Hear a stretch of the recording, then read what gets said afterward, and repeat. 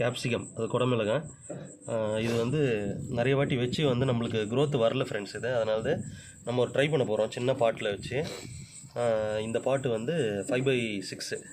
So அந்த பாட்டு எடுத்துக்கோங்க, அதுவே போதும். இப்போது நம்ம அதில் அந்த சாப்ளிங்ஸ் வந்துடுச்சுன்னா அதை எடுத்து தனியாக வச்சுக்கலாம் ஃப்ரெண்ட்ஸ். இப்போ விதை வந்து நான் தனியாக எடுத்து வச்சுருக்கேன். ஸோ இந்த விதையை வந்து இந்த பாட்டில் வைக்க போகிறோம். இது எப்படின்னா சின்ன சின்ன ஹோல்ஸ் பண்ணி அதுலேயும் வைக்கலாம். இல்லை அப்படின்னா நம்ம வந்து இந்த விதையை தூவி விட்டுட்டு மேலே வந்து மண் கலவை கொஞ்சம் போடணும்.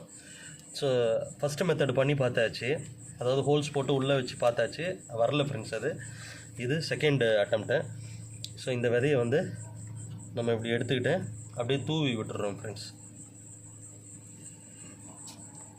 இதோட மண் கலவை வந்து செம்மண், கோகோபீட், அப்புறம் வந்து மாட்டு எரு. இப்படி தூவிட்டு என்ன பண்ணுறீங்க, மேலே வந்து மண்ணை ஃபில் பண்ணிடுங்க. மண்ணை ஆல்ரெடி வந்து நான் தூள் பண்ணி வச்சுருக்கேன் ஃப்ரெண்ட்ஸ்.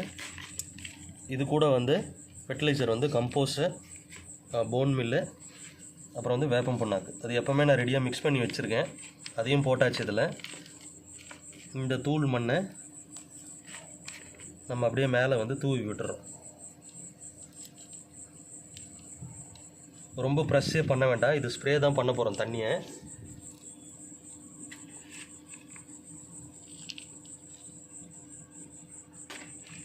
நல்லா தூளாக இருக்கணும் ஃப்ரெண்ட்ஸ் மண், இல்லைன்னா வரமாட்டேங்குது.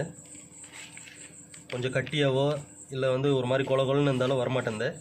ஸோ இந்த மண் கலவை நீங்கள் யூஸ் பண்ணிக்கோங்க. ஒன்லி ஸ்ப்ரே, ஒரு 5 நாளைக்கு நீங்கள் வந்து ஸ்ப்ரே பண்ணிக்கோங்க. நல்ல நிழலில் வைங்க, அப்போ தான் அது வரும். ஸோ இதையும் நம்ம வந்து டெஸ்ட் பண்ணிவிட்டு அப்டேட் பண்ணிகிட்டே இருக்கோம் ஃப்ரெண்ட்ஸ் உங்களுக்கு வீடியோவை. இது வந்துருச்சுன்னா எப்படி இருக்குன்றதை நான் உங்களுக்கு ஷோ பண்ணுறேன். ஸோ இந்த வீடியோ உங்களுக்கு பிடிச்சிருந்தா லைக் பண்ணி, கமெண்ட் பண்ணி, ஷேர் பண்ணிக்கோங்க. மறக்காமல் சப்ஸ்கிரைப் பண்ணிக்கோங்க ஃப்ரெண்ட்ஸ்.